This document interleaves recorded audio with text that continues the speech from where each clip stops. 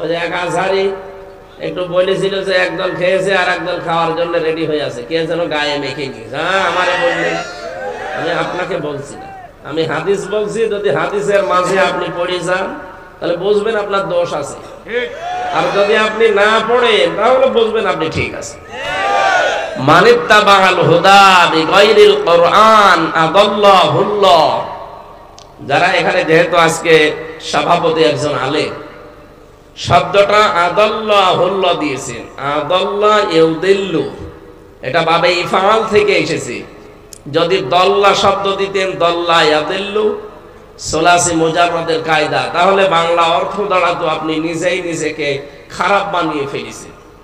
কিন্তু আদাল্লাহ আসার কারণে বাংলা অর্থ দাঁড়িয়েছে আপনার হয়তো নিয়ত ভালো ছিল, আপনি এমন কোন জায়গায় গিয়েছিলেন হেদায়েত পাওয়ার জন্য, আপনার নিয়ত ভালো ছিল, কিন্তু কোরআন সেখানে ছিল না, কোরআনের কর্মসূচি ওখানে চলে না। এই জন্য আল্লাহ নিজে দায়িত্ব দিয়ে আপনাকে আরো গোমরা বানিয়ে দেবে।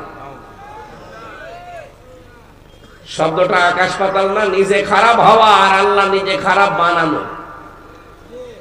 এবার আমার প্রশ্ন, হেদায়েত দেওয়ার একচ্ছত্র মালিকানা কার? লাইসা আলাইকা হুদাহুম, লাইসা দিয়েছেন একেবারে প্রথমে সূরা বাকারার 272 নম্বর আয়াতের প্রথম অংশে আছে। রব্বুল আলামিন বলেন লাইসা আলাইকা হুদাহুম, না, তাদেরকে হেদায়েত দেওয়া আপনার কাজ না, আর আপনি পারবেনও না। ওয়ালাকিন্নাল্লাহা ইয়াহদি মান ইয়াশা, বরং তাদেরকে পথ দেখাতে পারে শুধুমাত্র কে? আল্লাহ। কোরআনের বহু আয়াত অনুযায়ী এটা প্রমাণ যে হেদায়েতের মালিক এই পৃথিবীতে নবীও না। এই কথা শোনার পরে এই এডিটিং করবে, কাটসাট করে কালকে ছেড়ে দেবে। আর এই যে গরম সুন্নি, ঠান্ডা সুন্নি, মিঠা সুন্নি আছে না, এরা বলবে এই দেখেন ইনি নবীর বিরুদ্ধে। আরে ভাই, আমি তো কোরআন দিয়ে বলছি এই পৃথিবীতে নবীকে আল্লাহ হেদায়েতের মালিক বানাননি। ইন্নাকা লা তাহদি মান আহবাবতা ওয়ালাকিন্নাল্লাহা ইয়াহদি মান ইয়াশা ওয়া হুয়া আ'লামু বিল মুহতাদিন। সূরা কসসের 56 নম্বর আয়াত, 20 নম্বর পারা, 11 নম্বর পৃষ্ঠা, 13 নম্বর লাইনে আছে, 9 নম্বর লাইনে আছে। আল্লাহ বলেন, হে নবী, আপনি যাকে ভালোবাসেন তাকে হেদায়েত দিতে পারবেন না, আমি আল্লাহ যাকে চাই তাকে হেদায়েত দেই। শুধু এতটুকু শেষ করেছে, হুয়া আ'লামু ইসমি তাফসীর, আমি আল্লাহ ভালো জানি যে ও হেদায়েত পাবে কিনা। সূরত সিরত দেখে তার হেদায়েত দেব না, দেখবো আগে ওর মনটা। ইন্নাল্লাহা লা ইয়ানজুরু ইলা সুওয়ারিকুম ওয়া আমালিকুম ওয়ালাকিন ইয়ানজুরু ইলা নিয়াতিকুম ওয়া কুলুবিকুম। আমি দেখবো ওর চেহারা সুরত কেমন, ফর্সা না কালো, বেটে না লম্বা, না, আমি দেখবো যে আসলে ওর মনটা কেমন। ও কি হেদায়েত পাওয়ার মতো মন নিয়ে বসে আছে নাকি লোক দেখানোর জন্য এসেছে? এসব কথা সামারাইজ এইটা যে হেদায়েত দিতে পারে নবী। দেখলেন কোন জায়গায় কথা বলছি আমি? জবান খুলে বলতে পারছেন না? নবী পারে, পারলে ওনার চাচাকে দিত, পারেন নাই। এটা সরাসরি কার হাতে? তাহলে হাদিস অনুযায়ী বুঝতে পারলাম আদাল্লাহুল্লাহ, আল্লাহ নিজে তাকে খারাপ বানাবে। এই হাদিসের প্রমাণ বাংলাদেশ। 48,000-এর উপরে এই দেশে পীর, সরকারি জরিপ, বাকি জরিপ তো আছে আরো বেশি। এতগুলো দরবারে মানুষ যায়, ভালো হওয়ার নিয়তে যায়। আপনি দেখেন তো অধিকাংশ জায়গায় গিয়ে মানুষ ভালো হওয়ার পরিবর্তে আরো খারাপ হয়। আমার কুষ্টিয়ার লালনের এই যে দরবার, এখানে মানুষ ভালো হওয়ার নিয়তে যায় না খারাপ হওয়ার? ভালো হওয়ার নিয়তে যায়। যে কি ভালো হয় না আরো খারাপ হয়? আগে বিড়ি খেত না, এখন বিড়ি খায়। আগে গাঁজা খেত না, এখন গাঁজা খায়। বাংলাদেশে একটা জায়গা আছে যেখানে পুলিশ পাহারা দিয়ে গাঁজা খাওয়ায়, একদম নিশ্চিন্তে খেতে পারবে। তাহলে কি বুঝলেন বলেন তো? যেখানে কোরআন চলে না, কোরআনের নিয়ম নীতি নেই, ওখানে কেউ ভালো হওয়ার নিয়তেও যদি যায় তাকে সরাসরি খারাপ বানিয়ে দেবে কে? আমি নাম ধরেই বলছি, 8 রশি। মানুষকে খারাপ হওয়ার নিয়তে কে যায় বলেন? আমি নিজে 3 বার গেছি দেখার জন্য। মানুষ দেখি যায় যে শিরিক করে। এটা আমার এই চোখে দেখা, মানুষ এইভাবে করছে কবরের কাছে, আবার এইভাবে ফিরে আসছে। আমি জিজ্ঞাসা করেছিলাম যে এইভাবে যাওয়া লাগবে কেন? নবীর রওজা ঘুরে আসলাম মদিনায়, কই এইভাবে তো যাওয়া লাগলো না। বলছে যে ওইটা তোদের নবী, এটা আমাদের নবী। ওখানে যারা যায় কি ভালো হওয়ার নিয়ত ছিল, কিন্তু কোরআনের নিয়ম নীতি ওখানে চলে না, ওখানে চলে ওদের বাবার নিয়ম। এই জন্য মানুষ যায় ভালো হওয়ার নিয়তে, কোরআন নেই, এই জন্য আল্লাহ দায়িত্ব নিয়ে ওরা আরো খারাপ বানিয়ে দেয়। আগে দাড়ি রাখতো কি রাখতো না, এখন যে দাড়ি কেটে সাফা করে ফেলছে। ওদের যে পীর সাহেব দেখেননি, দেখলে আমার মনে হয় টাটকা একটা নির্ভেজাল শয়তান। নাম কিন্তু সুন্দর, আমার নামের প্রথম অংশ আছে আমির ফয়সাল। আমার মাঝে মাঝে মনে হয় এই লোকটাকে দেখি, আল্লাহ, এই ফরিদপুরের কি ফরিদগঞ্জ, এই ফরিদগঞ্জের যে মসজিদটা আছে, আপনি যদি এখন ফজরের নামাজ পড়তে যান, যে যদি দেখেন ইমাম সাহেব একেবারে ক্লিন সেফ করে এসেছে, সাফা, আপনি কি বলবেন, হুজুর আপনি দাড়ি কাটলেন মানে? ইমাম সাহেব যদি বলে বেটা এদিকে আয়, আমার নাই দাড়ি নেই, তুই তো মুসল্লি, তোর তো দাড়ি নেই। মুসল্লি এক বাক্যে বলবে হুজুর দাড়ি ছাড়া মুসল্লি হওয়া যায়, দাড়ি ছাড়া ইমাম হওয়া যায় না। চাঁদপুরের ফরিদগঞ্জে আদশা নাকি লেখা দেখলাম, আমি আমার মনে হয় আদশা এই কুমিল্লা জেলা পার হয়ে ঢাকাতে যে বলবেন আদশা ছাতা কেউ চিনবে না। এতটুকু একটা জায়গার মসজিদের ইমাম হওয়ার জন্য যদি দাড়ি কেটে ফেললে আপনি তার পেছনে নামাজ না পড়ে, তাহলে দাড়ি কেটে বিশ্বলি হয় আর আপনি মেনে নেন না। এই কি আরম্ভ করেছেন?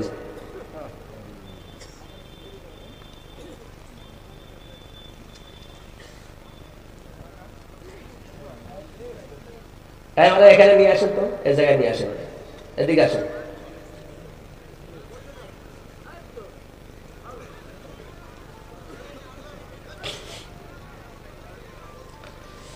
আমার ভাইরা,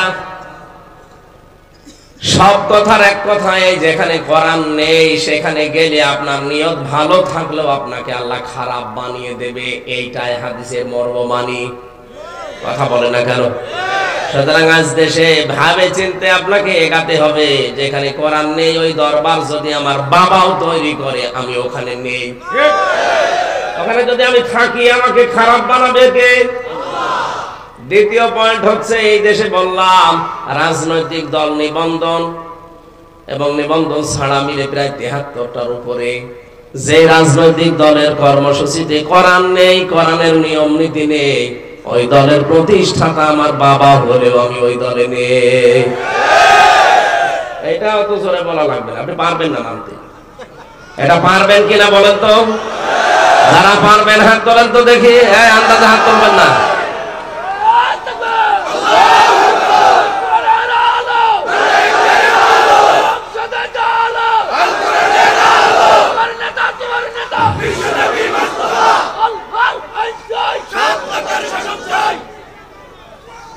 ঠিক আছে ভাই,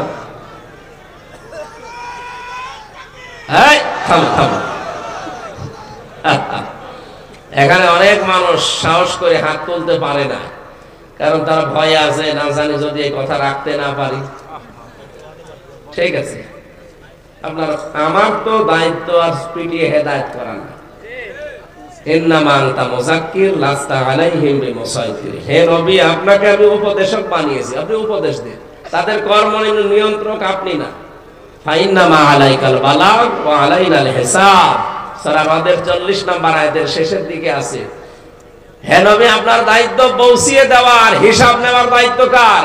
আল্লাহ। আকুলিল হাক্কু মির রাব্বিকুম ফামান শাআ ফালিয়ুমিন ওয়া মান শাআ ফালিয়াকফুর ইন্না আ'তাদনা লিয-যালিমিনা নারা আহাতা বিহিম সুরাদিকুহা।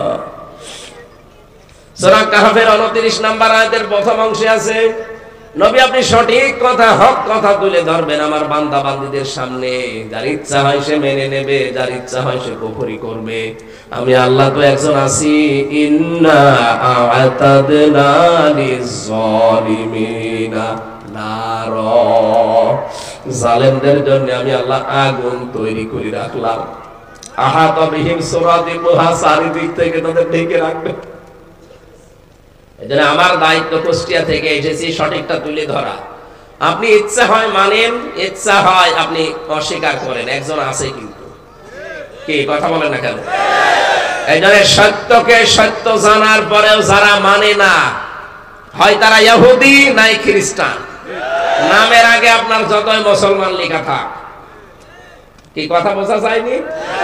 আপনার নামের আগে মোহাম্মদ, নামের শেষে হুসাইন যাই থাক, যারা সত্যকে সত্য জানার পরও মানে না, হয় এরা ইহুদি নাই খ্রিস্টান, ওদেরকে আল্লাহ যেমন বরদোয়া দিয়েছে আপনাকেও দেবে। এখানে এমন কোন কাজ, এমন কোন কিছু বলা ঠিক না যেটা আমার উপরে আবার গড়িয়ে আসে। উনি বলেছিল যা বাস্তব আল্লাহ দেখিয়েছে, আমার সামনেই নিয়ে যাচ্ছিল, চেহারার দিকে একবার তাকিয়ে দেখলাম, ও সত্যিই ফিটনেস বিহীন হয়ে গেছে। আর লাইসেন্স তো নেই। লাইসেন্স আছে? লাইসেন্স তো শেষ করে দিয়েছে। যা বলেছিল আল্লাহ নিজের জীবনেই দেখিয়ে দিল। আর আমরা 17 বার করে বলছি, উনি তো একবার বলেই ধরা খেয়েছে, আর আমরা কয়বার বলছি? প্রতিদিন 17 বার। আমরা তো অলরেডি ধরা খেয়ে বসে আছি। আজকের তেলাওয়াত কিন্তু আয়াত যা করব, এর ভেতরে বাস্তবতার নিরিখে এই কথাগুলো আসবে ইনশাআল্লাহ। সুতরাং যে মানুষগুলো আমরা এখানে এসেছি, দল মত জাতি বর্ণ ধর্ম নির্বিশেষে, আজকে অনুষ্ঠান শুধু মুসলমানদের জন্য না, হাদা বায়ানুল লিন্নাস হুদাল লিন্নাস, মানুষ পদ পাচ্ছে আমরা যারা বিবেচিত, সবার জন্য আজকের এই অনুষ্ঠান। কথা বলেন ঠিক কিনা? এটা কি শুধু মুসলমানদের না? হাত্তা ইয়াসমাআ কালাম আল্লাহ সুম্মা আবলিগহু মা মানা, আল্লাহ বলেন অন্য ধর্মের কেউ যদি আসে তাকে শোনার ব্যবস্থা করে দেবে, এবং শোনা হয়ে গেলে বাড়িতে পৌঁছে দেওয়ার নিরাপদে হে নবী আপনি দায়িত্ব পালন করবে। সুতরাং এখানে অন্য ধর্মের যদি কেউ এসে থাকেন, আপনাকেও শুভেচ্ছা জানাচ্ছি, স্বাগতম, ওয়েলকাম। এ কোরআন শুধু আপনাদের ধর্মগ্রন্থের মতো ঠাকুররা পড়বে, পুরোহিতরা পড়বে না, ধর্মগুরু যারা তারা পড়বে না, এটা সবার জন্য। একটা কথা এ দেশে কে যেন ছড়িয়ে দিয়েছে যে জানার নাম ইসলাম না, মানার নাম ইসলাম। এটা একটা শয়তানি। আপনি যদি না জানেন তো মানবেন কি করে? কথা বলেন না কেন? জানা এবং মানা, ওই দুইটার নাম কি? কেউ যদি জানে কিন্তু মানে না, তার একটা গুনাহ হবে। এদিকে তাকান, কেউ ইসলামের কোন বিধান জানে কিন্তু মানে না, কয়টা গুনাহ হবে? একটা। কারণ সে জানার ফরজ আদায় করেছে, মানারটা আদায় করতে পারে নাই। কিন্তু আপনি জানেনও না মানেনও না, আপনার ডবল গুনাহ হবে। আপনি জানেন না কেন? এটা আপনার অপরাধ। বলেন, পৃথিবীতে আপনি যে জানেন না, বলেন আমি জানি না তাই মানি না, আপনি জানেন না কেন? আপনি যে জানেন না এটা আপনার কি? আর অপরাধ করলে কি হয়? শাস্তি। বলেন বলেন। এখানে হিসাব নিকাশ করে আন্দাজে কথা বলবেন না। বলে আমি জানি না তাই মানি না। আপনি জানেন না মানে? আমি কি জেনে এসেছি মায়ের পেট থেকে? আমার জানা লাগেনি? আপনি জানেন না কেন? এই জন্য আপনাকে জানা লাগবে। দরুদ আর সালাম পড়ছি আমাদের নবী মুহাম্মদুর রাসূলুল্লাহ সাল্লাল্লাহু আলাইহি ওয়াসাল্লামের প্রতি। আমি যে আয়াতগুলো পড়েছি, নবীর নাম আল্লাহ যে 7টা কোরআনে দিয়েছেন, ডাইরেক্ট নাম দিয়েছেন 7টা, ইনডাইরেক্ট আরো বহু নাম আছে। তার ভেতরে এই মুদ্দাসসির একটা। ওনাকে আল্লাহ বেশিরভাগ 7টা নাম ধরে ডাক দিয়েছে পুরা কোরআনে। মুদ্দাসসির, মুজাম্মিল, আহমদ, মুহাম্মদ, আব্দুল আর ইয়াসিন, তোহা। কয়টা? 7টা। তার ভেতরে আমরা একটা পড়েছি মুদ্দাসসির। মুদ্দাসসির মানে কম্বলওয়ালা, বস্ত্র আচ্ছাদিত ব্যক্তি। এই সূরার উপরে আমরা আজকে কথা বলবো। 56টা আয়াত আছে। কয়টা? আমরা প্রথমে 5টা আয়াত পড়েছি তাফসীর আকারে, যেহেতু লিখেই দিয়েছেন তাফসীরুল কোরআন মাহফিল। আমরা চেষ্টা চালাচ্ছি, আল্লাহ যেন আমাদেরকে সাহায্য করেন, বলেন আমিন। জবান খুলে কোরআনের সোনালী আয়াতটা একটু পড়েন। আমার শরীরের যে কন্ডিশন, মাহফিল গুলো একটু বাদ দেওয়া দরকার ছিল, কিন্তু আপনারা না আসলে তো আবার উল্টা পাল্টা ধারণা করবেন। এই জন্য জোর করে হলেও আশা লাগছে। জালেমরা যে 3টা বছর ফাঁসির ওই কন্ডেম সেলের ভেতরে কি খাওয়িয়েছে না খাওয়িয়েছে ওরা জানে আর আল্লাহ জানে। আমার শরীর ভেঙে যাচ্ছে, স্বাভাবিক হচ্ছে না। যত আলেম জেলে ছিল সবগুলো এখন হাসপাতালে। কালকে মাওলানা জসিমউদ্দিন রহমানের সাথে দেখা, উনিও হাসপাতালে, ওখান থেকে তুলে নিয়ে এসেছে। মাওলানা মামুনুল হক আমার সাথেই ছিল 3 বছর, উনিও হাসপাতালে ছিল কিছুদিন। আমি তো 11 দিন পড়েছিলাম।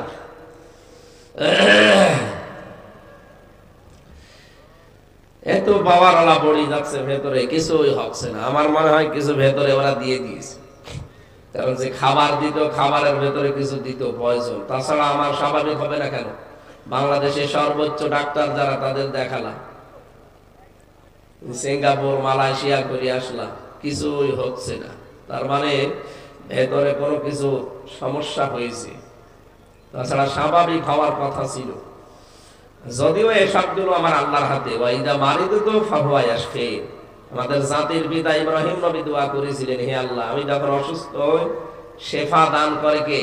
আল্লাহ। আমরা ওইটার উপরে ভরসা করে আছি, যেহেতু অসুস্থ আছি, আপনারা দোয়া করেন। আর আমরা শেফা হিসাবে তো দাওয়া নিচ্ছি।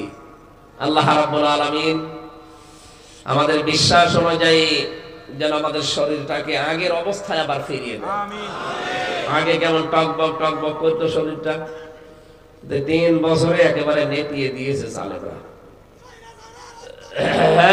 লাগবে না, থাক, ও তো এমনি নেই, থাক। আমরা যে তেলাওয়াত করলাম সূরা মুদ্দাসসির থেকে, এবার আরম্ভ করি। নেন, আউযু বিল্লাহি মিনাশ শাইতানির রাজীম।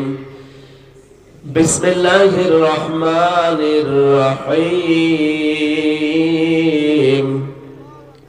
ইয়া আইয়ুহাল মুদ্দাসসির কুম ফাআনযির ওয়া রাব্বাকা ফাকাব্বির ওয়া সিয়াবাকা ফাতাহহির ওয়ার রুজজা ফাহজুর। সাদাকাল্লাহুল আযীম। কোন সূরা মনে আছে তো ইনশাআল্লাহ? কি? মুদ্দাসসির। কোরআনে কারীমের এই প্রথম 5টা আয়াত আমরা পড়লাম, আরো 2টা আয়াত আছে, ওয়ালা তামনুন তাস্তাকসির ওয়া লিরাব্বিকা ফাসবির, এ পর্যন্ত। এই 7টা আয়াত তাফসিরে কোন মুফাসসির লিখেছেন সর্বপ্রথম দুনিয়ায় আয়াত নাযিল হয়েছে এই 7টা। অন্যান্য তাফসিরে আমরা যারা পড়েছি এখানে সবাই জানি যে না, কোরআনে কারীমের সর্বপ্রথম নাযিল হওয়া আয়াত সূরা আলাকের প্রথম 5টা। কি কথা বলেন না কেন? তাহলে আমরা অধিকাংশ মানুষ এখানে যারা বসে আছি সবাই শুনেছি, জেনেছি যে কোরআনের প্রথম নাযিল হওয়া 5টা আয়াত সূরা আলাকের। আর আমি বললাম এখন সূরা মুদ্দাসসিরের এই 7টা, পুরাটা একেবারে কন্ট্রাডিকশন, এর সাথে ওর মিল নেই। এই জন্যই তো তাফসীর মাহফিলে আসা লাগে। আমার ভাইরা, বিশ্ব নবীকে আল্লাহ যখন 40 বছর বয়সে নবুয়ত দেবেন, সর্বপ্রথম সূরা আলাকের 5টা আয়াত তাকে দিয়েছিলেন। এটা আমি গুরুত্ব বোঝালাম না কিছুক্ষণ আগে, যে জানার নাম ইসলাম না মানার নাম ইসলামে কথা যারা বলে এটা ঠিক না। এখানে সর্বপ্রথম আল্লাহ 5টা আয়াত তাকে নাযিল করে জানিয়েছিলেন, ইকরা বিসমি রাব্বিকাল্লাযী খালাক। হে নবী, আপনি পড়েন। কি করেন? তিনবার ফেরেশতা জিবরাইল এই কথাটা নবীকে জানিয়েছেন, ইকরা ইকরা ইকরা। হে মুহাম্মদ, আপনি পড়েন পড়েন পড়েন। 3বারই তিনি জবাব দিয়েছেন, মা আনা বিকারি, আমি পড়তে জানি না, কি পড়বো? প্রথম অর্থ হচ্ছে মা আনা বিকারি, মানে আমি পড়তে জানি না। দ্বিতীয় অর্থ হচ্ছে আমি কি পড়বো? কথা বুঝতেছে না? আপনি বোঝেননি, আন্দাজে চিল্লাবেন না। মা আনা বিকারি, আমি পড়তে জানি না, প্রথম অর্থ। দ্বিতীয় অর্থ হচ্ছে আমি কি পড়বো? এখানে প্রশ্নবোধক চিহ্ন, হরফে ইস্তেফহাম, এটা ইন্টারোগেটিভ সেন্টেন্স। এর 2টা শব্দের অর্থ কিন্তু এক মনে হচ্ছে, আকাশ পাতাল পার্থক্য আছে। আমি পড়তে জানি না, আর একটা অর্থ হচ্ছে আমি কি পড়বো। যখনই ফেরেশতা জিবরাইল পরের শব্দগুলো উচ্চারণ করলেন, বিইসমি রাব্বিকা, ওই রবের নামে পড়েন, আল্লাযী খালাক, যিনি আপনাকে বানিয়েছেন। সঙ্গে সঙ্গে নবীজি আর দেরি করেননি, জিবরাইলের মুখের সাথে মুখ মিলিয়ে তিনি একটানা এবার 5টা আয়াত পড়লেন। কিছু বুঝেছেন এখান থেকে? খুব গুরুত্বপূর্ণ হলে বলেন, না আমি এইভাবে কথা বলতে পারবো না। জরুরি থাকলে কি সমস্যা কি এখানে? আমি বইকে যাব, আপনি কিছু শুনবেন না, কি দরকার কি আপনার এখানে? এটা ক্লাস চলছে ভাই। এমনিতে এখানে 12 বাপের 13 ছেলে বসে আছে, ছাতা বোঝানো কম কষ্ট? এক একজনের মেধা এক এক রকম। কি এত জরুরি যে গল্প করা লাগবে আপনাদের?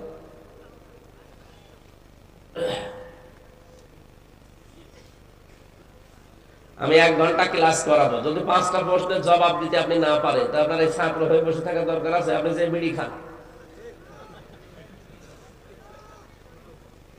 কে প্রধান অতিথি বলছিল না যে আমরা আন্দাজে উল্টা পাল্টা কথা বলার জন্য আসি না। 1 ঘন্টা কথা বলবে, মনে করবেন আমি 20 ঘন্টা পড়েছি এর উপরে। বিশ্ববিদ্যালয়ে যারা ক্লাস নেয় সত্যিকার অর্থে, সবাই না, যারা সত্যিকার অর্থে ক্লাস নেয় তারা 1 ঘন্টা ক্লাস নিতে হলে 45 মিনিট ক্লাস নেয়। তারা কমপক্ষে তারা অন্তত ওর উপরে 20 ঘন্টা পড়ে আসে, যে কারণ সামনে যারা বসে আছে ওরা তো পাগল ছাগল না, সব ওই রকমের মাপের মানুষ সব। এখানে যদিও কথা বলা ওই রকম কঠিন না, সহজ, কারণ এখানে এক একজন বসে আছে এক এক রকম। এক ছাত্র এসে বই খাতা নিয়ে বসে আছে দাঁড়িয়ে, এভাবে দাঁড়িয়ে আছে কেন? স্যার হয় ছুটি দেন না আমি গেলাম। গেলাম মানে আপনি হয় ছুটি দেবেন না আমি চলে যাব। যে পজিশনে দাঁড়িয়ে আছে ও ছুটি দিলেও যাবে না দিলেও যাবে। ভাই তোর রোল নাম্বার কত? 82। ক্লাসে ছেলে কয়টা? 82টা। 82টা ছেলে ক্লাসে, ওর রোল নাম্বার 82। ও কি খুব ভালো ছাত্র না? ওর মতো অগা কেউ আছে? ও শুধু আসে আর পালিয়ে চলে যায়। ওর জীবনের না আছে কোনো উদ্দেশ্য, না আছে কোনো কিছুই নেই। ওর মা বাবা জোর করে পাঠায়, আসে, যে তাকে ভালো লাগছে না চলে যায়। তা আপনার রোল নাম্বার কি 82? একটু ভালো করে এখান থেকে শিক্ষাটা নিয়ে যান। এত কষ্ট করে সাজিয়েছে। বলেন নবীজি 3বার পড়েননি, বলেছেন আমি পড়তে জানি না আর আমি কি পড়বো। যেই বলেছে রব্বিকা বিসমিকা, বিসমি রব্বিকা, রবের নামে পড়েন, নবীজি আর দেরি করেন। এবার আর একটানা পরপর 5টা আয়াত পড়লেন। তাফসিরে হাক্কানি মুফাসসির লিখেছেন নবীজি যেন এইটাই জানাতে চাচ্ছিলেন, হে ভাই জিবরাইল বারবার আমাকে পড়তে বলেন, আমি পড়বোটা কি? আপনি যখন রবের নামে বলেছেন আমি কিন্তু আর দেরি করি নাই। এটা দিয়ে আমি শিক্ষা দিতে চাই কিয়ামত পর্যন্ত আমার উম্মত যারা দুনিয়ায় আসবে তারা যেন পড়াশোনা করতে হলে রবের নামে পড়ে। আপনি নিরপেক্ষ দৃষ্টি দিয়ে বলেন তো, এদেশে আমরা 96% মুসলমান নবীর উম্মত, রবের নামে পড়ার সিস্টেম ছিল। কি আরম্ভ করেছিলেন আপনারা? এই 15.5 বছরের শিক্ষা ব্যবস্থাকে সেকুলার করে ফেলেছেন। কার নামে পড়তেন আপনি? আপনাদের জেলার এই মহিলা 1 নাম্বার, কথা বলেন না কেন? ধ্বংস করে দিয়েছে শিক্ষা ব্যবস্থাকে।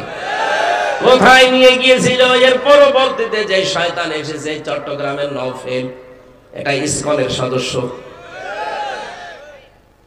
মুসলমানদের ছেলে মেয়েদেরকে একেবারে জাহান্নামের কিনারায় পৌঁছিয়ে দিয়েছিল। কত সূক্ষ্ম ভাবে আল্লাহর নামগুলো তারা বাদ দিয়ে দিত। কোরআনের কত আয়াত ছিল আমরা সেই 1 2 3 4 5 যখন পড়তাম, আমার মেয়ে এখন 5 পড়ে, ওর বইগুলো দেখেছিলাম গত বছরে কি অবস্থা। যৌনতা শিক্ষা দেওয়া হয়, আল্লাহ আমাদেরকে হাতে ধরে বাঁচিয়েছে। সুতরাং এখান থেকে আজকে সিদ্ধান্ত নিয়ে যাওয়া লাগবে। সামনে কিন্তু সময় আসতেছে, আগামীতে মুসলমানের শিক্ষা ব্যবস্থা হবে কোরআন দিয়ে। যে শিক্ষায় আল্লাহর নাম নেই ও শিক্ষা আমি মানি না। বলেন, এইটাই নবীজির নবুয়ত পাওয়ার প্রথম শিক্ষা, যে আমি পড়বো কার নামে। আপনি আন্দাজে পড়তে বলেন, আমি তো স্যার তার নামে পড়তে পারি না, আমি পড়তে চাইলে আমার রবের নামে পড়বো। রবের নামে যদি পড়া আরম্ভ হয়, ওর চরিত্র হয়ে যাবে সিবাগাতাল্লাহি ওয়া মান আহসানু মিনাল্লাহি সিবাগা। তোমরা আল্লাহর রঙের রঙিন হও, আল্লাহর চাইতে উত্তম রং দুনিয়ায় আর কারো আছে নেই। সুতরাং শিক্ষা ব্যবস্থায় আল্লাহর রং নিয়ে আসা লাগবে। আল্লাহর রং কালো, হলুদ, লাল, কি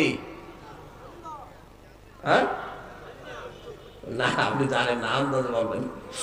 আল্লাহর রং এই যে এইটা। শিক্ষা ব্যবস্থা সাজাতে আমার আল্লাহ এখানে 500টা আয়াত দিয়েছেন যে আপনি শিক্ষা ব্যবস্থা কি করে তৈরি করবেন, এগুলো সব এখানে আছে। এইটা নিয়ে যান, আমার আল্লাহর রং ওখানে কালার হয়ে যাবে। সুবহানাল্লাহ বলতে পারবেন? আপনাদের আমি আহ্বান জানাচ্ছি, এই দেশে বিভিন্ন জেলায়, থানায়, বিভিন্ন ইউনিয়নে পর্যন্ত এখন দেখতে পাচ্ছি বৃদ্ধাশ্রম তৈরি হচ্ছে। এটা এমনি না, বৃদ্ধাশ্রম তৈরি হওয়ার পেছনে কোরআনের শিক্ষা না থাকা দায়ী। কয়েকদিন আগে আমি নীলফামারী জেলার কিশোরগঞ্জ গিয়েছিলাম, থানা, এই কিশোরগঞ্জ জেলা না, থানা ওইটা। ওখানে যাওয়ার পরে আমারে নিয়ে গেল বৃদ্ধাশ্রমে, যে দেখি এইদিকে 25 জন, এইদিকে 25 জন মার বাবা বসে আছে লাইন দিয়ে। বুড়ো বুড়ি তাদেরকে দেখে চোখের দিকে তাকিয়ে দেখলাম ছলছল করছে চোখ। আমার মনে হচ্ছে ওদের চেহারার দিকে তাকিয়ে প্রত্যেকেই তাদের সন্তানের জন্য বরদুয়া দিচ্ছে। এমনি না, তাদেরও তো আমার মতো ছেলে আছে না, বলেন? কয়েকজনের সাথে কথাও বললাম, শুনলাম অনেকের ছেলে নাকি জজ, অনেকের ছেলে আছে আমেরিকায়, কিন্তু খোঁজ নেয় না। বাধ্য হয়ে এসে ওই বৃদ্ধাশ্রমে আশ্রয় নিয়েছে। খেয়ে না খেয়ে এক একজনের হাড় হয়ে গেছে একেবারে পাতলা। এই বয়সটা শেষে তার নাতি নাতনি, বৌমা, ছেলে, তাদেরকে নিয়ে থাকার কথা, অথচ এই বয়সে এখন আছে মরণের আগ পর্যন্ত ওই একা ঘরে থেকে মরে যাওয়া লাগবে। যদি বৃদ্ধাশ্রমে যেতে না চান, আগামীতে যদি আপনার সন্তানের কাছে লাঞ্ছনা, গঞ্জনা, অপমান এবং সন্তানকে যদি পৃথিবীতে নেশাখোর অবস্থায়, দুর্নীতিগ্রস্ত অবস্থায় দেখতে না চান, আহ্বান জানাবো 3 বছর এলাকায় যদি থাকে, না থাকলে দূরে থাকলেও দেবেন, 3টা বছর কোরআনের শিক্ষাকে তাকে দিয়ে নেবেন। মাত্র 3 বছর তাকে কোরআনের সাথে সম্পৃক্ত করান। এরপরে আপনার ছেলেকে আপনি ডিসি বানাবেন, এসপি বানাবেন, টিওনো বানাবেন, ডাক্তার বানাবেন, কোনো অসুবিধা নেই। যা বানাতে ইচ্ছা হয় বানাবেন, শুধু 3 বছর রবের সাথে পরিচয় করান। আমি এই চোখে দেখেছি শিক্ষক ওযু করছে, ছাত্র পায়ে পানি ঢেলে দিচ্ছে, অথচ ছাত্রের বয়স মাত্র খুব বেশি 6.5-7 বছর হবে। এতটুকু ছাত্র পায়ে পানি ঢেলে দেয়, কাদা লেগে আছে, তারপরে নিজের ছোট্ট কচি হাত দিয়ে কাদা ছাড়িয়ে দেয়। অথচ এখনো কোরআন শরীফ ধরেনি, কেবল কায়দা পড়ছে, আলিফ বা তা সা। আমি এই চোখে দেখেছি। বিশ্ববিদ্যালয়ে ক্লাস চলছে, জাহাঙ্গীরনগরে ছিলাম তখন, ক্লাস চলছে বিশ্ববিদ্যালয়ে, মাস্টার্সে ক্লাস চলছে, ছাত্র জুতা খুলে শিক্ষককে পিটাচ্ছে, শালা তোরে মেরেই ফেলবো। শিক্ষক বলছে, বাবা তুই আমারে ছেড়ে দিয়ে, আমি আর জীবনে ক্লাস নেব না। তোরে বলেছিলাম আমাকে একটা সিট দিতে, তুই দিলি না কেন? তোরে মেরেই ফেলবো। ওইটাও তো ছাত্র, এইটাও ছাত্র। ওইটা অলরেডি মাস্টার্স করার পরে জানোয়ার হয়ে গেছে, আর এটা কেবল মক্তবে গেছে, মানুষের মতো মানুষ হচ্ছে। এর ভেতরে কোরআন আছে, ওর ভেতরে কোরআন নেই। এজন্য কোরআন মানুষকে কোথায় নিয়ে যায় আপনি দেখতে পেয়েছেন।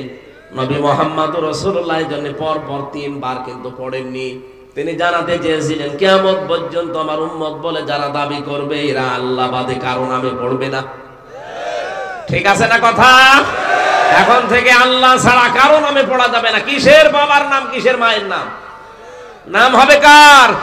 যিনি আমাকে বানিয়েছে তার নাম হবে। বিইসমি রাব্বিকা আল্লাযী খলাক। আমি পড়বো তার নামে, যিনি আমাকে বানিয়েছেন। পড়বেন কিসের সাহায্যে? আল্লাযী আল্লামা বিল কলাম, যিনি আমাকে কলমের দ্বারা শিক্ষা দিয়েছেন। এখন তো কলম খাতা বইয়ের শিক্ষা আস্তে আস্তে বাদ হয়ে যাচ্ছে। ডিজিটাল হতে হতে আধুনিক হতে হতে এখন এগুলো সব বাদ।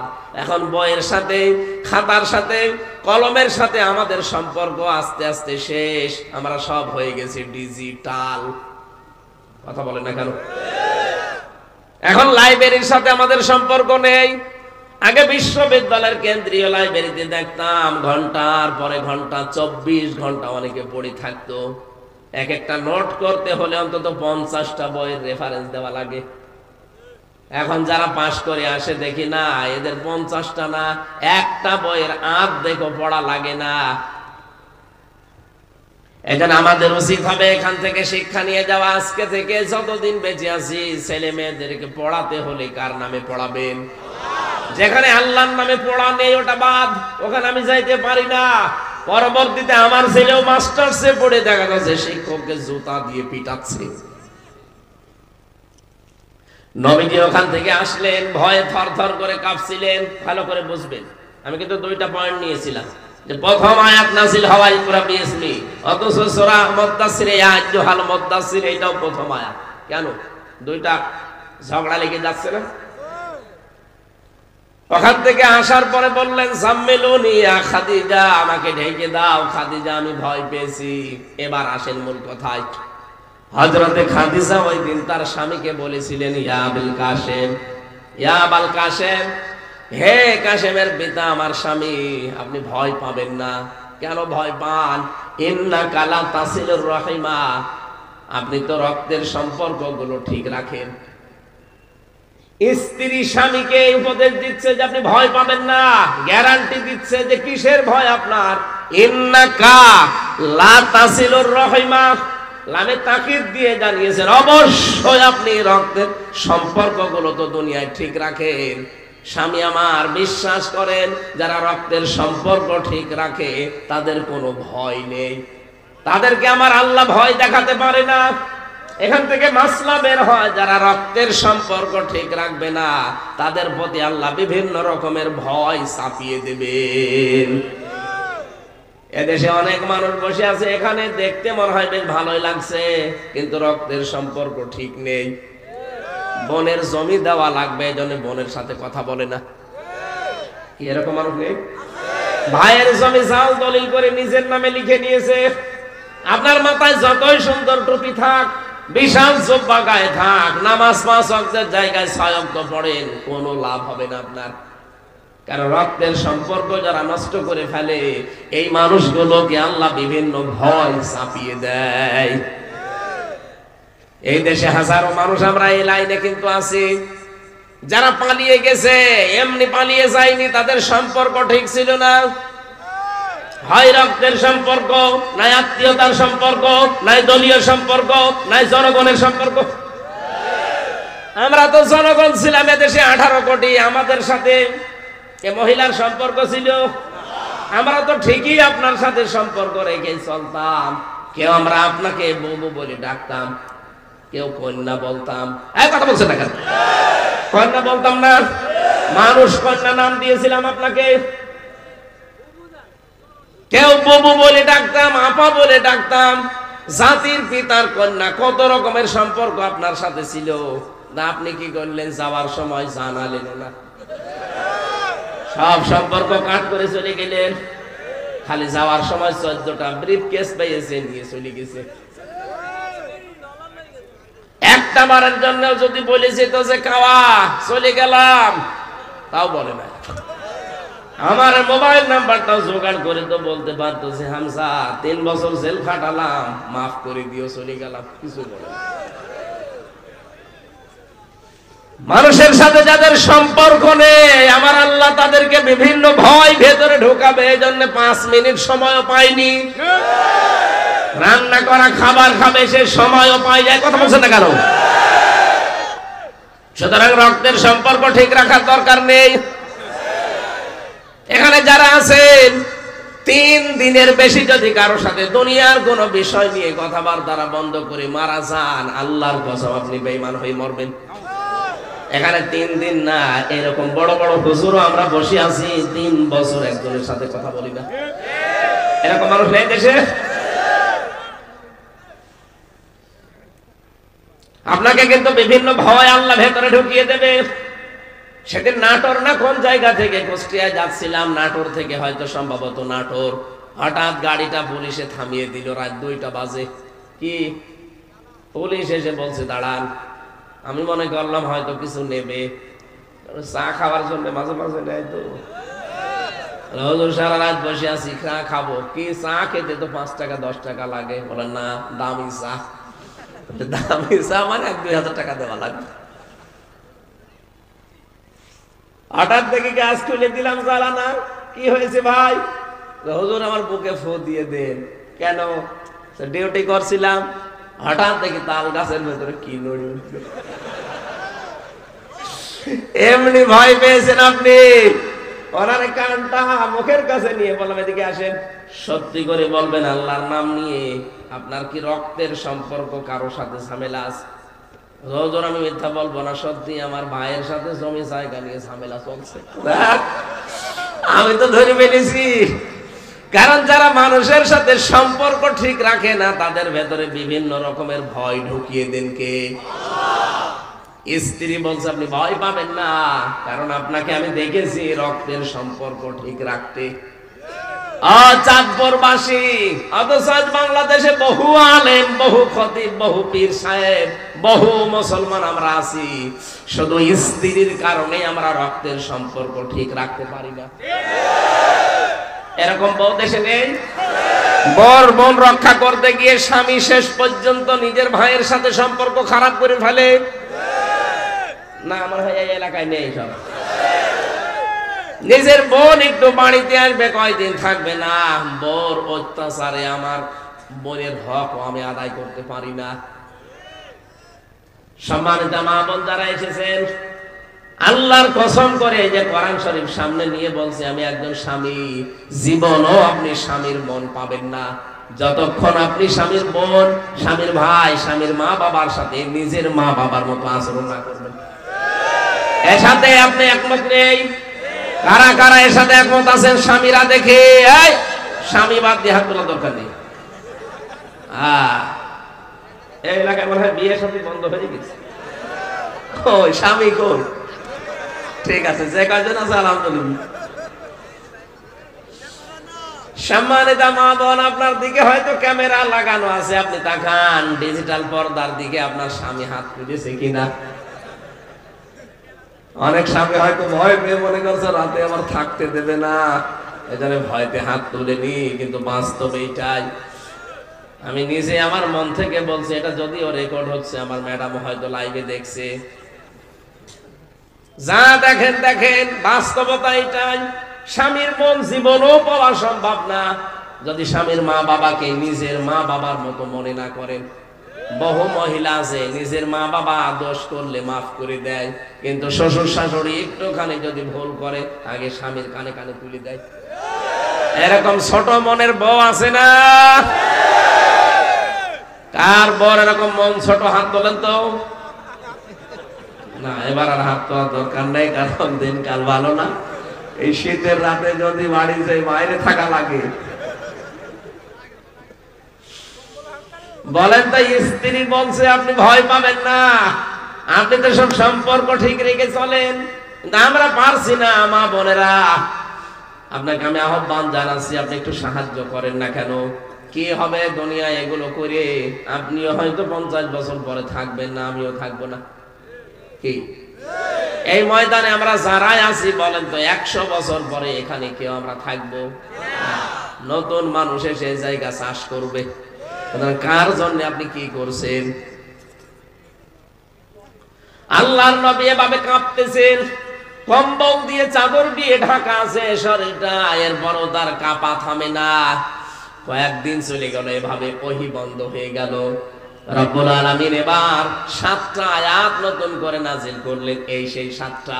তাহলে আগেরটা আর পরেরটা ঠিক আছে এই কারণে, কারণ মাঝখানে অনেকদিন গ্যাপ ছিল। ওইটাও প্রথম আয়াত, এইটাও প্রথম নাজিল হওয়া আয়াত। রব্বুল আলামিন নবীজিকে বললেন, হে নবী, কম্বল গায়ে দিয়ে এভাবে থাকলে হবে না।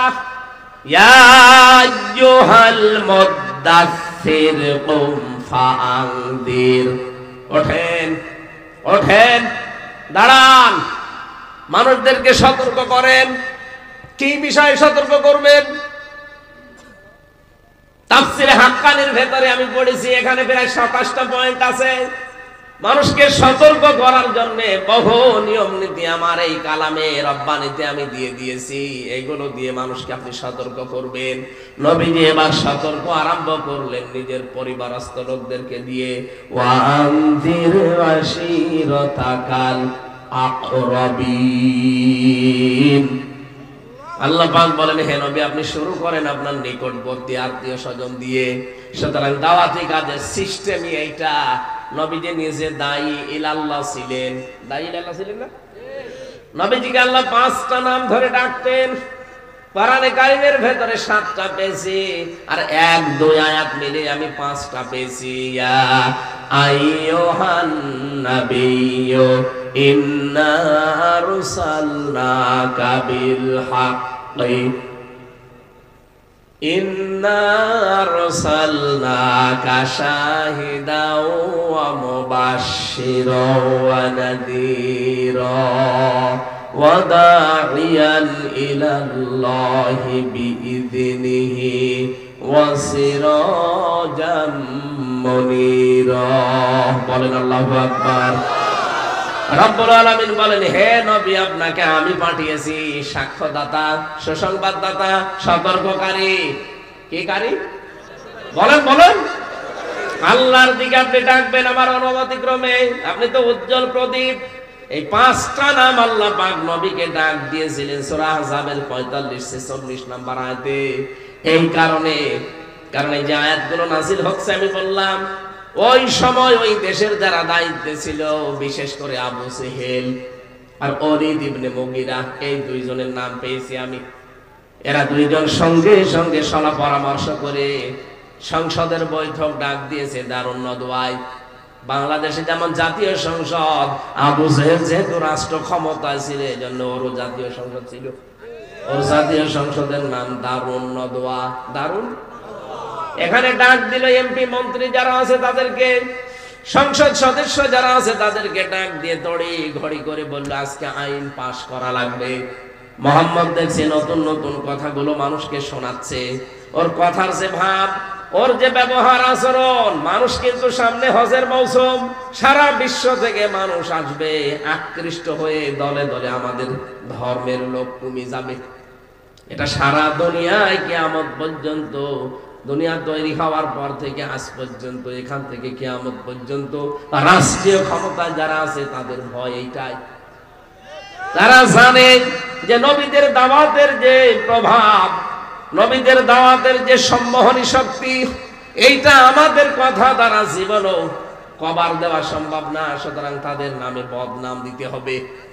ওই জামানায় নবীকে তারা 5টা নাম ধরে ডাকতো। 1 নম্বরে পাগল, নাম কি? 2 নম্বরে জাদুকর, 3 নম্বরে কবি, 4 নম্বরে গণক, 5 নম্বরে মিথ্যাবাদী। 5টা নাম ধরে ধরে তারা ডাকতো। আর 5টায় আবিষ্কার করেছিল ওলীদ বিন মুগীরা। কোরআনে কারিমে আল্লাহ রাব্বুল আলামিন বলেন, ইন্নাহু ফাক্কারা ওয়া কদ্দারা ফাকুতিলা কাইফা কদ্দারা সুম্মা কুতিলা কাইফা কদ্দার সুম্মা নাযার। এই মানুষগুলো তারা ফিকির করত, চিন্তা ভাবনা করে করে তারা একটা সিদ্ধান্তে উপনীত হতো যে কি করে এদেরকে দাবিয়ে রাখা যায়। এটা 1500 বছর আগের কথা বলছে। এদিকে তাকান। 1500 বছর আগে এই সিদ্ধান্ত নিয়েছিল জাতীয় সংসদে বসে দারওয়ান নদওয়ায়। তার নাম ওলীদ বিন। আমার মনে হচ্ছে 1500 বছর পর ওই লোকটার প্রেতাত্মা অনেকের উপরে ভর করেছে। ওই সময় নবীকে ওরা বলতো জাদুকর, এখন অনেকে নবীর উত্তরাধিকারীকে বলছে ধর্ম ব্যবসায়ী। কথা বলা লাগবে। আপনি দেখেন তো কথা মিলে যাচ্ছে। খাপের খাপ, মমতাজের বাপ। ওই জামানায় নবীকে ফিকির করে চিন্তা ভাবনা করে দাবিয়ে রাখার জন্য নাম দিত। কি নাম দিলে মানুষ বিশ্বাস করতে পারে? প্রথমে তারা দিয়েছে যে জাদুকর। এ তো নবী কি জাদুকর ছিলেন? একজন আর একজনকে বলছে না এ নামে হবে না, জাদুকর দিলে মানুষ মানবে না, কারণ হচ্ছে কথাবার্তার আওয়াজ। শামসি ওয়া দুহাহা ওয়াল কমারি ইযা তালাহা ওয়ান নাহারি ইযা জাল্লাহা। এই কথাগুলো শুনলে শুধু কানের ভেতরে যায় না, কানের ভেতর থেকে মনে হয় হৃদয় একেবারে গেঁথে যায়। এর একটা আলাদা শক্তি আছে। সুতরাং কবি নাম দিয়ে দাও। আরেকজন বলে না, কবিও মানুষ খাবে না। কি খাবে তাহলে? পাগল দিয়ে দাও। বলে পাগলও মানুষ মানবে না, কারণ পাগলের চেহারা এত সুন্দর করে থাকে না। নবীজি চুলটা এত সুন্দর করে আঁচড়িয়ে রাখতেন। বিশ্ব নবী নিজে পারফিউম ব্যবহার করতেন আতর। পাগলের কাছে আতর থাকে? কথা বলে না কেন? তার দাঁতে থাকে ময়লা। আল্লাহর নবীর দাঁত গুলো ছিল একদম মুক্তার দানার মতো। তার চেহারা দেখলেই মানুষ একবার তাকিয়ে চোখ ফিরিয়ে নেবে না, এমন কোন মানুষ দুনিয়ায় ছিল না যেই দেখতো একবার দেখেই তাকিয়ে থাকতো। ওরা বলছে এভাবে হবে না, কি বলা যায়? মিথ্যাবাদী বলো। ওলীদ বিন মুগীরা বলে, পাগল হয়ে গেছো তোমরা। 40টা বছর তো আমাদের কাছে বড় হয়েছে লোকটা, ও মিথ্যাবাদী। আমরা তো আজও প্রমাণ করতে পারিনি, কারণ কোনদিন তার মুখে আমরা মিথ্যা কথা শুনিনি। সুবহানাল্লাহ বলতে পারেন? নতুন নতুন কি দেওয়া যায় তাকে? আল্লাহ পাক বলেন ফাকতিলা কাইফা কাদ্দারা, ধ্বংস হয়ে যাক। এখানে কতিলা মানে হত্যা না, কতিলা মানে ধ্বংস, সর্বনাশ, নিঃশেষ হওয়া, বরবাদ হয়ে যাওয়া। আল্লাহ বলেন বরবাদ হয়ে যা করবো, আমার বরদোয়া ও ধ্বংস হয়ে যাবে।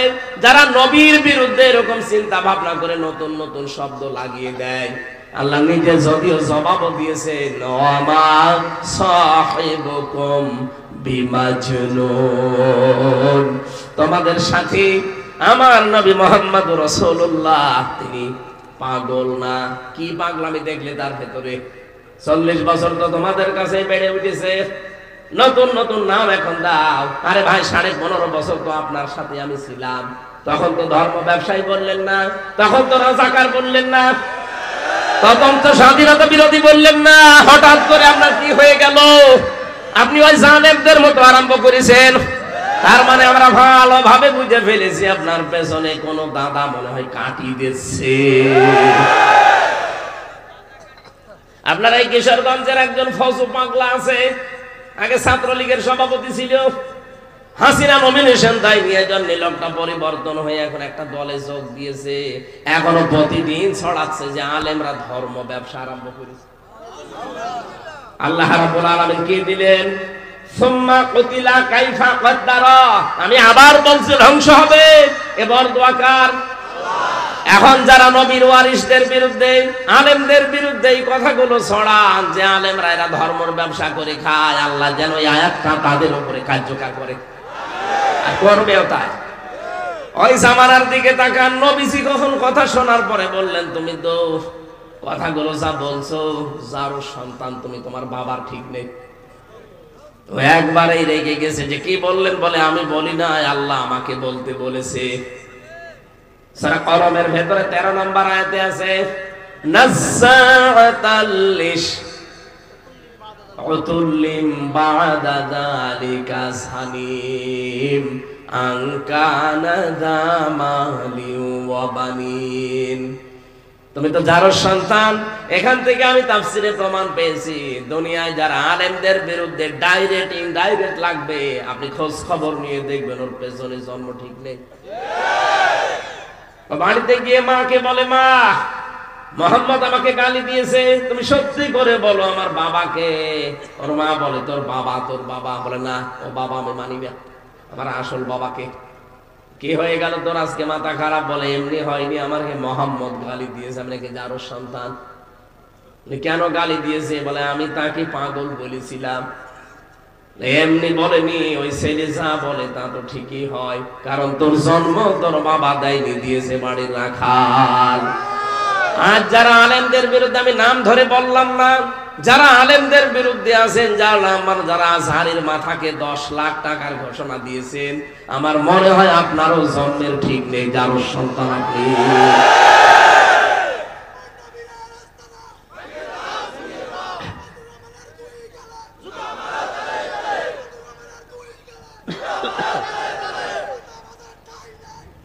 আমার ভাইরা, আজ আলেমদেরকে নাম নিয়ে নিয়ে আপনি কথা বলছেন,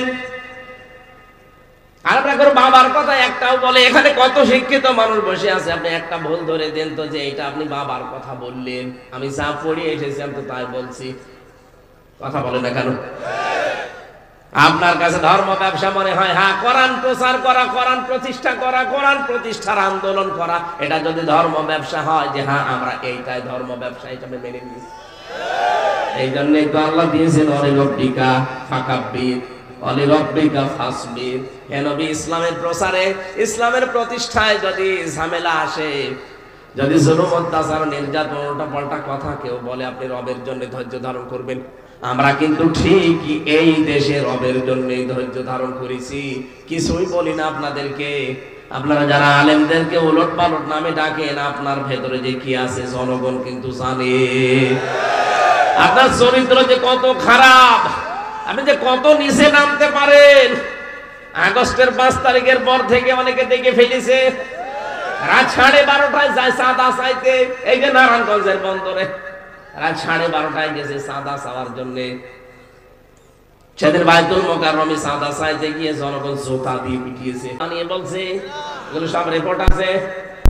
আবার সকালবেলা জানিয়েছে যারা 12:30টায় গেলাম, মানুষজন টের পেল কি করে আমি চাঁদা চাইতে আসলাম। আরে ভাই, বাংলাদেশ এখন নখদর্পণে গোয়েন্দাদের, আপনি জানেন ওদের মেশিনটি উন্নত। আমি নিজে দেখেছি রিমান্ডে। কোথায় আমি রিমান্ডে আছি?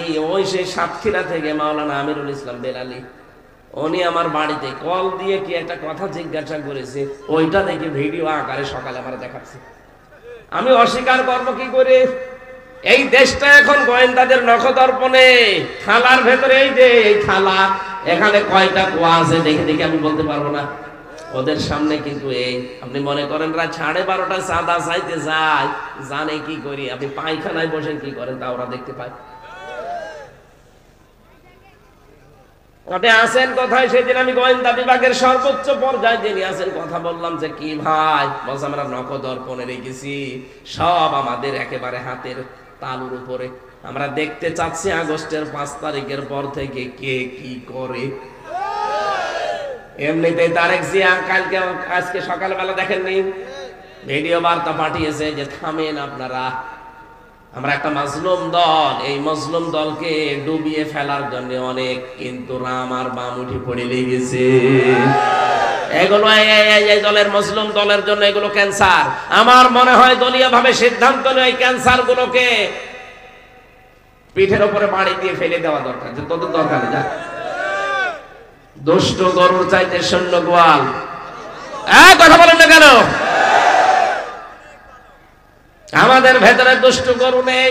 যদি দুষ্ট গরু কয়েকটা মাথা ছাড়া দেয়, তারে কিন্তু গরু গোয়ালে রাখা হবে না, বের করে দেওয়া হবে। আর আমরা চাই আগস্টের 5 তারিখের পর থেকে এই দেশে এইটাই হওয়া দরকার যে দুষ্ট গরুর কোনো জায়গায় দেশে নেই। দুষ্ট গরু যারা আছে চলে যান আপার কাছে, উনি একা একা বিশাল এক ফ্ল্যাট নিয়ে আছে দাদার কাছে, জায়গাগুলো কি করবে? আপনিও চলে যান, অত বড় বাড়িও কি করবে একা একা। কয়েকদিন আগে উনি পাঠিয়েছে যে আমি অঘোষিত জেলখানায় আছি, এত বড় জায়গায় আমার আর একা ভালো লাগে না। ভালো লাগছে না? 273টা কি 275টা মামলা হয়েছে।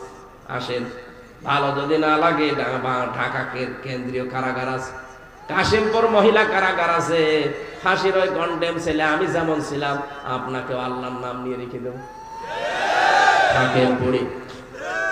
কারণ এই দেশের আইন হচ্ছে একটা মানুষকে হত্যা করলে তাকে হত্যা করা লাগবে, কারণ ওই যে হত্যার আদেশ দিয়ে দেয় ফাঁসির। আর আপনার বিরুদ্ধে মামলা 275টা মার্ডার মামলা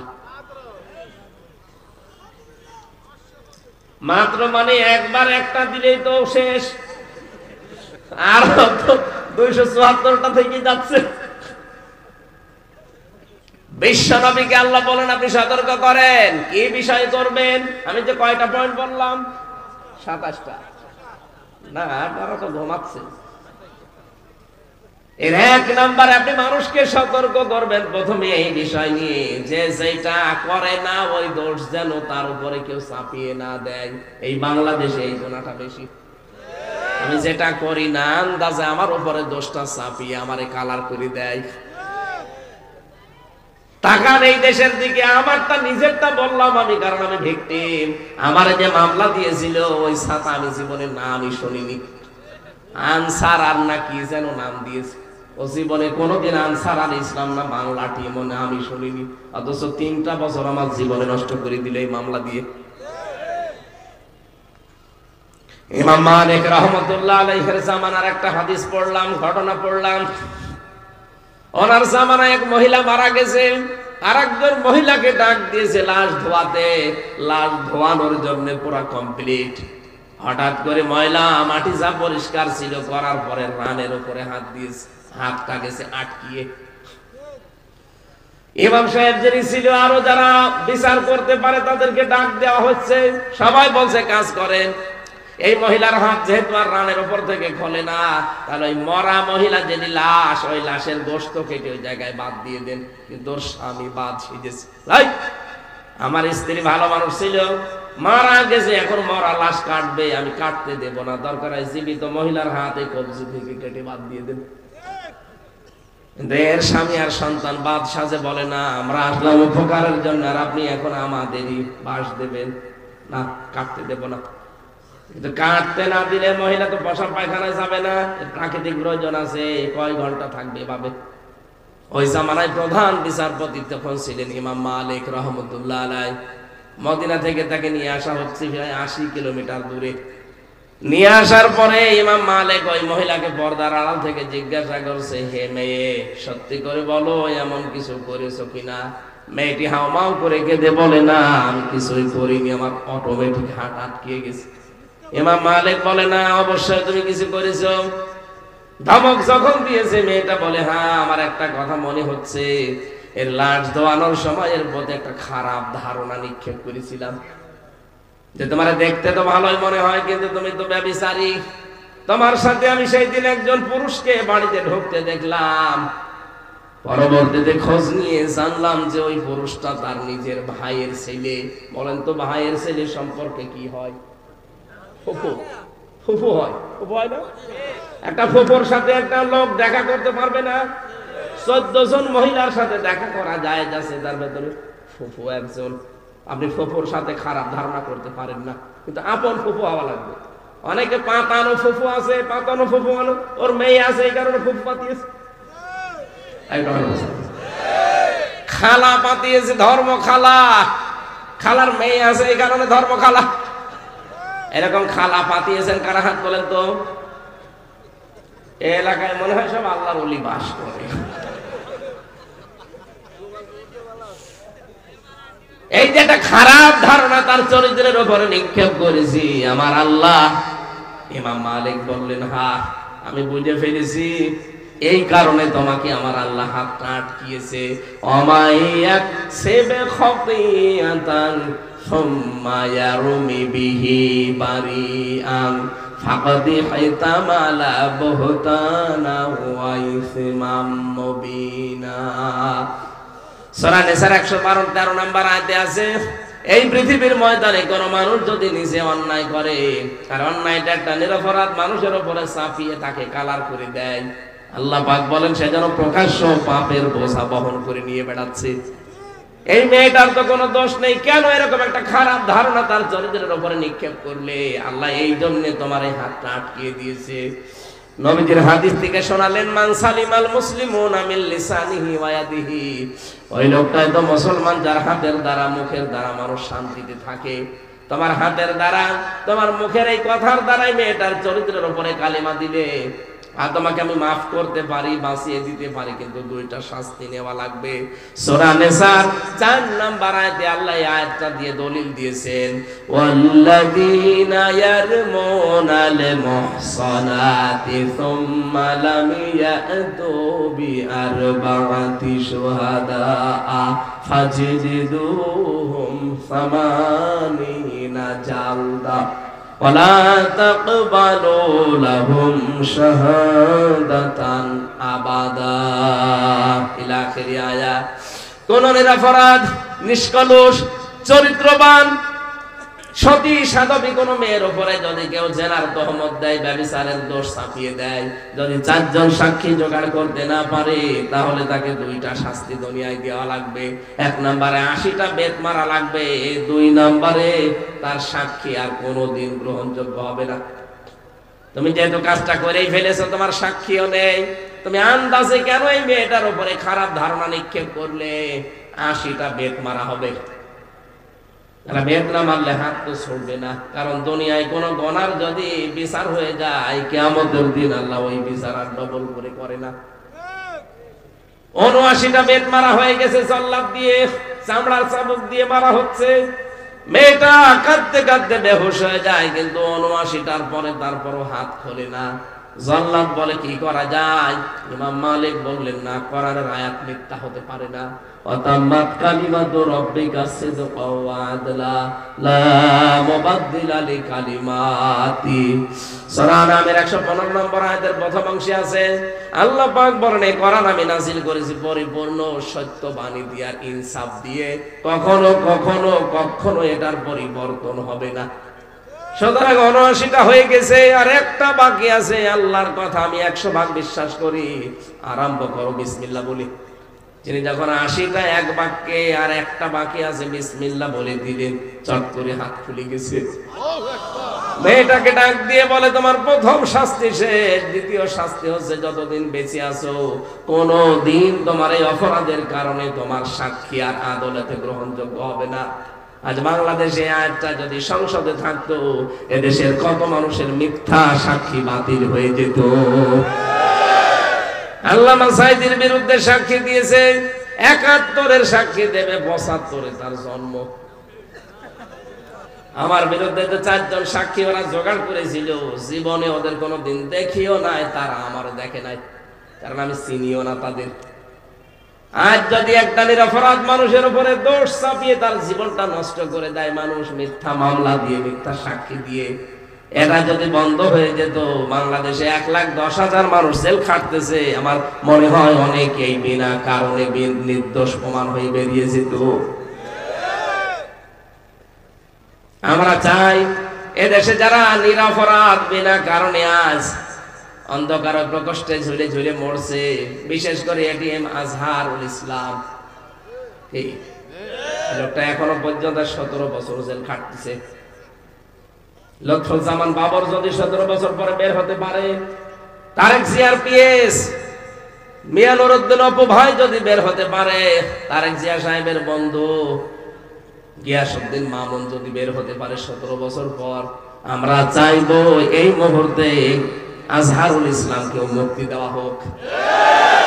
সব জায়গায় একটা খুশির বিষয়, আজকে আমি খুব বেশি আনন্দিত, কারণ আমাদের বোন হাফেজা আফিয়া সিদ্দিকা তিনি আজকে মুক্তি পেয়েছেন।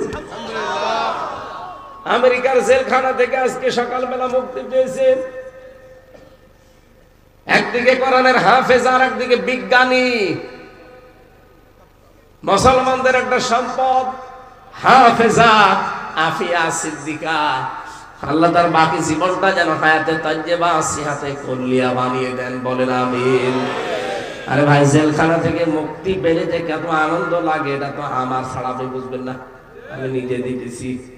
সুতরাং যারা পেয়েছে আলহামদুলিল্লাহ, এখনো যারা বিনা অপরাধে আছে ভেতরে, আল্লাহ যেন তাদেরকেও বের করার ব্যবস্থা করেন। অতি দ্রুত তারা যেন মুক্ত বাতাসে মুক্ত ভাবে আল্লাহকে সেজদা দিতে পারে, বলেন আমিন। 3টা বছর আমি জমার নামাজ পড়তে পারি নাই। জমার নামাজ কি আমি জানতামই না, কারণ 3 বছর তো পড়তে পারি নাই। জালেমরা আমারে 24 ঘন্টা একটা ফাঁসির সেলের ভেতরে, কন্ডেম সেলে তালা লাগিয়ে রাখতো। আমার সাথে কেউ যেন কথা না বলেন, সিসি ক্যামেরা দিয়ে রাখতো, আলাদা 2 জন কারারক্ষী দিয়ে রাখতো, আমার দিকে কেউ যেন না তাকায়। যে মুক্ত হয়ে এখন এসেছি, কোনোদিন তো ভাবি না যে আবার বাইরে যেতে পারবো। আল্লাহ যখন মুক্ত জীবনে ফিরিয়েই দিয়েছে, বারবার আল্লাহর কাছে বলছে, আমার কণ্ঠটা তুমি ফিরিয়ে দাও, আর আমার শরীরটা তুমি আগের অবস্থায় ফিরিয়ে দাও। আগামীতে আমি আবার আসলে কথা বলবো, আমি আর পারছি না। কালকে পাবনা দারুল আমান ট্রাস্টে অনুষ্ঠান আছে, অনেক দূর যাওয়া লাগবে। সকালে মহিলা মাহফিল আছে পাবনা দারুল আমান ট্রাস্টে। এ আয়াতে লক্ষ লক্ষ কথা আছে। আগামীতে আবার যদি এই যে ফরিদগঞ্জে একটা মাহফিল নিয়েছি, ওই যে কি যেন নাম ওনার, নোয়াপাড়া নাকি, আগামী বছরে যে জামিল ভাই নাকি আছে না, জামিল ভাই, ওনাদের এলাকায় আমি এখনো কথা দেয়নি, আসবো ইনশাল্লাহ। ওইটা আমার মনে হয় আশা লাগবে, ওখানে আসলে কথা বলবো। আমি এশার পরে, আগামীতে মাহফিল নিলে সব এশার পরে, এশার পরে উঠে পড়বো যতক্ষণ চালানো যায় না। 11 তারিখে ডিসেম্বরের, আল্লাহুম্মা আমিন। লা হাওলা ওয়ালা কুওয়াতা ইল্লা বিল্লাহিল আলিয়্যিল আযীম। আস্তাগফিরুল্লাহাল্লাযী লা ইলাহা ইল্লা হুয়াল হাইয়ুল কাইয়্যুম ওয়া আতুবু ইলাইহি। রব্বুল আলামিন, কোরআনের অনুষ্ঠান যারা সাজিয়েছে এদেরকে তুমি মাফ করে দাও। এত সুন্দর আয়োজনে যারা আঞ্জাম দিল, এই যুবকদেরকে যেই মা পেটে নিয়েছে, মায়ের পেট খাদিজাতুল কুবরার মতো বানিয়ে দাও। মাহফিলের সম্মানিত সভাপতি আইল আমার উস্তাদ মাওলানা আব্দুল মান্নান খান, আইলে আলেমকে তুমি আলেম হিসাবে কবুল করে নাও। মাহফিলের প্রধান অতিথি, বিশেষ অতিথি যারা এসেছে, তোমার নবীর ওয়ারিস হিসাবে আমরা সতর্ক করেছি কম বেশি, যতটুকু সতর্কতার বাণী শুনেছি সতর্ক হওয়ার সুযোগ দাও। আগামীতে এই মাহফিলটা কোরআনের প্রচারে আরো বড় করে কবুল করে নিও। যত মানুষ মাটির নিচে আছে আল্লাহ তুমি তাদেরকে ক্ষমা করে দাও। রব্বুল আলামিন, কত আলেম আমার ডানে বামে বসে আছে, আলেমদেরকে তুমি মেহেরবানি করে আলেম হিসাবে মঞ্জুর করো। আমরা এতদিন মাজলুম ছিলাম আল্লাহ, আমরা যেন আর কোন জালেমের কবলে না পড়ি, তুমি আমাদের বাঁচাও। মা বোনদেরকে খাদিজার মতো, আয়েশার মতো বানিয়ে দাও। আল্লাহ তাআলা, আমরা চাই দেশটা তোমার কালাম দিয়ে চলছে। আমি সহ যারা অসুস্থ আছি আমাদেরকে শেফায়ে কামেলা যেন নসিব করো। কখন কার কাছে আজরাইল চলে আসে জানি না, আসলে যেন জবান দিয়ে বের হয়ে যায় লা ইলাহা ইল্লাল্লাহু মুহাম্মাদুর রাসূলুল্লাহ।